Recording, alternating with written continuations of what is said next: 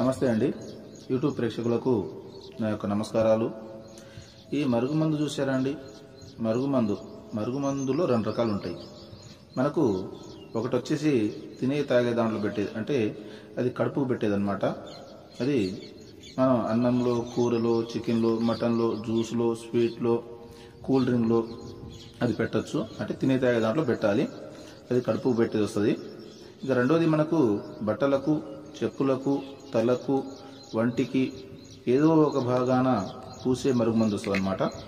అది లిక్విడ్ వస్తుంది, అది పవర్ఫుల్ లిక్విడ్ అనమాట. అది కొద్దిగా అంటించినా ఇక మనం చెప్పినట్టే వింటారు, మన చెప్పు చేతులు ఉంటారు, అంటే వాళ్ళకు మనం చెప్పింది ఏదమవుతుంది అనమాట.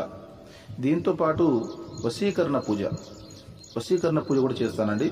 చాలా సంవత్సరాల నుంచి విడిపోయిన భార్యాభర్తలు కానీ, ప్రేమికులు కానీ, పిల్లలు కానీ, ఎవరైనా కానీ చాలా సంవత్సరాల నుంచి విడిపోయిన వాళ్ళని పీర్ల ద్వారా, వాళ్ళ ఫోటోల ద్వారా నేను వశీకరణ పూజ చేస్తాను.